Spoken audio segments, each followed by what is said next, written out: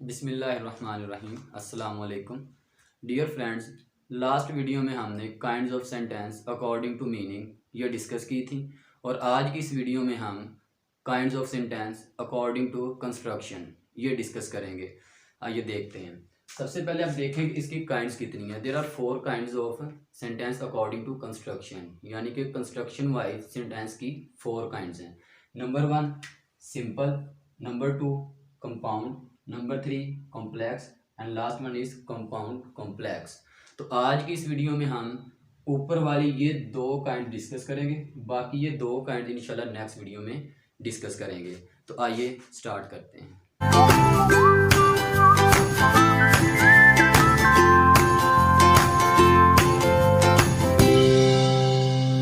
इन kinds को start करने से पहले मैं आपको एक छोटी सी एग्जांपल देना चाहता हूँ कि कंस्ट्रक्शन का मीनिंग क्या होता है। मैं ये कंस्ट्रक्शन आपको असल में समझाना चाहता हूँ।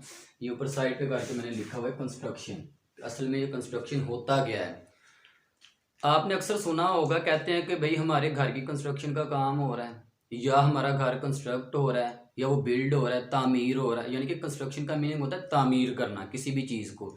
तो जब हम कोई भी घर हाउस तामीर करने के लिए रेडी हो जाते हैं, फिर हम क्या करते हैं, हमारी कोशिश होती है सीमेंट ले आएँ, बजरी ले आएँ, ईंटें ले आएँ, रेत ले आएँ, यानी कि इस तरह की जितने भी मटीरियलिस्टिक थिंग्स हैं, जितना भी मटीरियल है, हम वो इकट्ठा करने की कोशिश करते हैं ताकि हम एक अच्छा सा खूबसूरत सा घर बिल्ड कर सकें। लेकिन जब हम वो करने की कोशिश करते हैं तो हमारे मन में एक चीज़ और भी होती है कि भाई इनकी क्वांटिटी, इनकी मिकदार पूरी होनी चाहिए। अगर मिकदार ठीक नहीं होगी तो घर कभी भी ठीक नहीं बन सकता। तो according to construction same is the case with sentence, कि जब आप सेंटेंस करने जाते हैं तो कंस्ट्रक्शन में यही चीज़ आ जाती है कि कौन सी चीज़ कितनी मिकदार में चाहिए है। अगर वो मिकदार ठीक होगी तो फिर हमारा सेंटेंस बिल्कुल ही ठीक होगा। अगर मिकदार कम या ज़्यादा हो जाएगी तो फिर क्या होगा, ऑब्वियसली सेंटेंस हमारा गलत हो जाएगा, इनकरेक्ट होगा।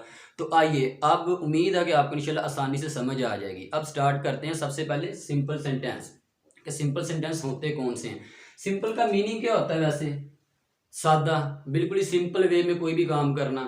तो इसके अंदर 2 चीजें होती हैं। सबसे पहले subject and predicate. Last video में मैंने ये भी समझाया था कि सब्जेक्ट क्या होता है और प्रेडिकेट क्या होता है। यानी कि नंबर 1 इसमें क्या चीज़ होती है, किसी भी सेंटेंस में सब्जेक्ट और प्रेडिकेट इसमें सिंगल ही होता है। Number 2 just single independent clause, ये सिर्फ एक इंडिपेंडेंट क्लॉज पे बेस कर होता है, यानी कि इसमें सिर्फ एक ही क्लॉज होता है, एक ही सेंटेंस होता है, एक से ज्यादा नहीं होते। तो आइए अब हम देखते हैं किसी एग्जाम्पल को। सबसे पहले देखें, ही ऑलवेज स्पीक्स द ट्रूथ, कि वो हमेशा सच बोलता है। ही क्या है, सब्जेक्ट है, बाकी ये सारे का सारा इसमें प्रेडिकेट है। ठीक हो गया, यानी कि एक सब्जेक्ट और एक ही इसमें प्रेडिकेट आ गया। तो ये क्या हो गया, हमारा सिंपल सेंटेंस हो गया। और ये एक सिंपल इंडिपेंडेंट क्लॉज है। इंडिपेंडेंट क्लॉज क्या होता है, जो अपना अकेला मीनिंग कन्वे कर सकता है, हमें समझा सकता है एक ही सेंटेंस के अंदर कोई भी चीज। तो इसमें ये देखें, ही ऑलवेज स्पीक्स द ट्रूथ क्या है जी, एक सिंपल वे में उसने बात कर दी हमारे साथ। तो ये क्या है, सब्जेक्ट भी इसमें एक है और प्रेडिकेट भी इसमें एक है। तो ये क्या हुआ, ये सिंपल सेंटेंस में चला गया। नंबर 2 देखें, और यू आर ब्रेव मैन। अब ये कौन सा सेंटेंस है, ये इंट्रोगेटिव है। ये कौन सा था, अफर्मेटिव था।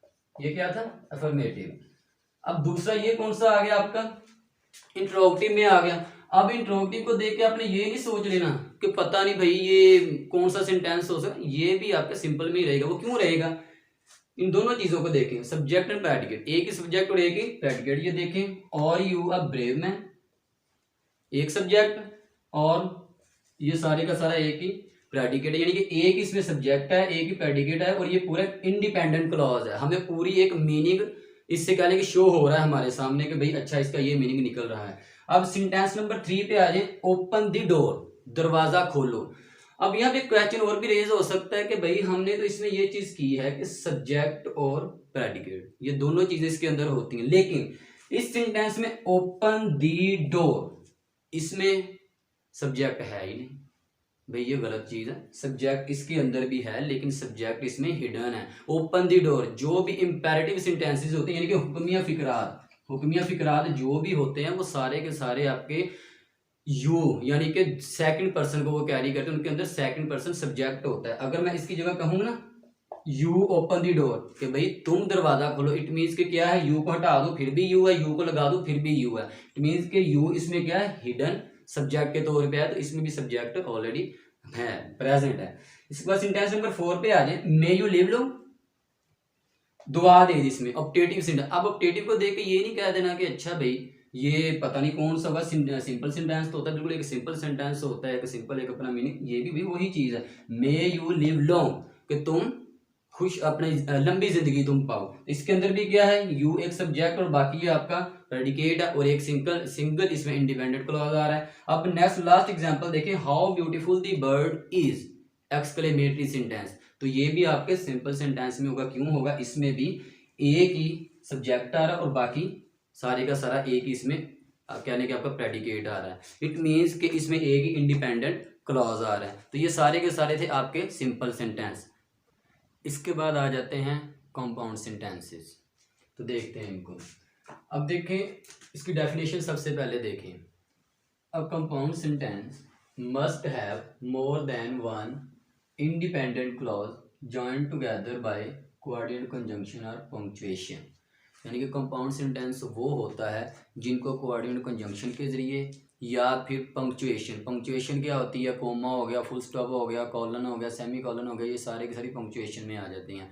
इन दो चीज़ों के जरिए जिनको मिलाया जाता है, दो इंडिपेंडेंट क्लॉजेज को। सिंपल सेंटेंस में क्या था, सिर्फ एक इंडिपेंडेंट क्लॉज होता था, इसमें कितने हैं, दो इंडिपेंडेंट क्लॉजेज को कोमास के जरिए, सेमी कॉलन के जरिए या फिर कोऑर्डिनेट कंजंक्शन के जरिए मिलाया जाता है। अब देखते हैं इनको याद करने के लिए। सबसे पहले मैंने इधर एक वर्ड लिखा हुआ है, आप अगर इस वर्ड को याद कर लें तो आपको सारे की सारी समझ आ सकती है। ये सारे कोऑर्डिनेट कंजंक्शंस आप कैसे याद करेंगे, फैन बॉयज, फैन बॉयज को आपने अपने माइंड में रख लेना। इसके बाद आप देखें एफ से क्या बनता है, फॉर, इसके बाद ए से क्या बनता है, एंड, इसके बाद एन से क्या बनता है, नॉर, बी से क्या बनता है, बट, इसके बाद ओ से क्या बनता है, और, इसके बाद वाई से क्या बनता है, येट, इसके बाद एस से क्या बनता है, सो।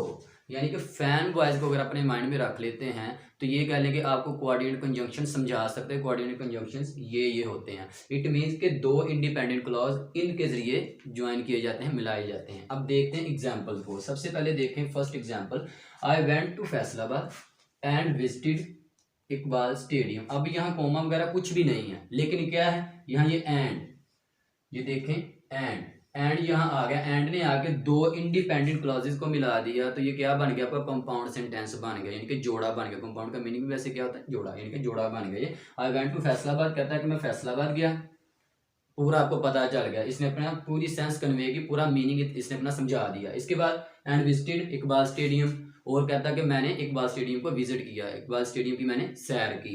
तो ये भी कह रहे कि इंडिपेंडेंट क्लॉज है जो अपना पूरा मीनिंग समझा सकते हैं। अगर आप एंड को निकाल दें, क्या कहेंगे, आई विजिटेड इकबाल स्टेडियम, बिल्कुल ठीक है, सेंटेंस इंडिपेंडेंट है, किसी के भी मातहत नहीं है, बिल्कुल आज़ाद है। इसके बाद दूसरे सेंटेंस पे आ जाए, I was studying but he was talking with his friend. कहता है कि मैं स्टडी कर रहा था, बिल्कुल ठीक है, इंडिपेंडेंट क्लॉज है, एक का सब्जेक्ट भी, एक का प्रेडिकेट भी, एक का, ठीक हो गया। इसके बाद कोमा और बट, यानी कि या कोमा हो सकता है या कंजंक्शन, यहाँ अकेला मैंने कंजंक्शन यूज किया, यहाँ मैंने कोमा भी साथ लगा दिया, बट के कोमा भी आ गया, बट भी आ गया। He was talking with his friend, कहता है कि मैं तो स्टडी कर रहा था लेकिन वो अपने फ्रेंड्स के साथ बातें कर रहा था। तो ये देखें, अगर बट को आप निकाल दें, कोमे को भी निकाल दें, तो क्या है, he was talking with his friend, तो अपने फ्रेंड के साथ बातें कर, इट मीन्स कि ये क्या है, इंडिपेंडेंट क्लॉज है, अपना पूरा मीनिंग कन्वे कर रहा है, किसी के मातहत नहीं है, किसी के डिपेंडेंट नहीं है, अपना आज़ाद है बिल्कुल। इसके बाद तीसरी एग्जाम्पल पे आ जाए, he was ill so he can not come to school. कहता कि वो बीमार था, ही वॉज इल, वो बीमार था, तो फिर क्या हुआ, so he can not come to school, तो स्कूल नहीं आ सकता। अब देखें कोमा और सो, बॉयज का एस को जब मिलाया तो क्या बना, सो, सो को उठाया, जब हमने इधर लगाया तो सो को लगाने के बाद इसने इन दोनों कंजंक्शन को आपस में ज्वाइन कर दिया। यानी कि ये देखें, अगर आप इसने इसको और इसको, इन दोनों को मिलाया, इसमें आगे इसने इसको और इसको दोनों को मिलाया, अब ये किसको मिला रहा है, इसको और इसको, दोनों सेंटेंसेस को ये मिला रहा है, तो ये भी क्या होगा आपका कोऑर्डिनेट कंजंक्शन, और ये कंपाउंड सेंटेंस है जो कि इसके जरिए मिलाया जा रहा है। अब लास्ट वाली एग्जाम्पल पे आ जाए, अल्लाह इज वन वर्शिप हिम। अब यहाँ देखें, ना ही कोमा आया ना ही कोई कोऑर्डिनेट कंजंक्शन आया, तो यहाँ फिर कौन सी चीज़ आ चुकी है जो ये हमें यही शुक्र है कि ये कंपाउंड सेंटेंस है। फिर हम कैसे कहेंगे भाई, इसमें देखें पंक्चुएशन, इसकी डेफिनेशन में मैंने क्या लिखा, पंक्चुएशन भी हो सकती है इसके अंदर, तो ये क्या है, सेमी कॉलन है, पंक्चुएशन के लिए दो सेंटेंसेस को मिलाया गया है, दो आज़ाद सेंटेंसेस को जब पंक्चुएशन ने मिला दिया तो ये भी आपके कंपाउंड सेंटेंसेस में होगा। इससे आपने कभी भी कंफ्यूज नहीं होना कि अच्छा भैया अगर कंजंक्शन ये कॉमन है तो पता नहीं ये कौन सा सेंटेंस है, ये भी आपके कंपाउंड सेंटेंसेस में ही होगा। अल्लाह इज़ वन, कहता है कि अल्लाह एक है, वर्शिप हिम, उसकी इबादत करो। ये आपके 10th क्लास के पैराग्राफ में ये सेंटेंस है, उसी से मैंने ये उठाया आपको समझाने के लिए। आई होप कि आपको इसकी समझ आ गई होगी। अब नेक्स्ट वीडियो में इंशाल्लाह हम इसकी जो बाकी दो काइंड्स हैं, कॉम्प्लेक्स एंड कंपाउंड कॉम्प्लेक्स, ये दोनों काइंड इंशाल्लाह हम कमिंग वीडियो में वो डिस्कस करेंगे। तब तक के लिए अल्लाह हाफिज़।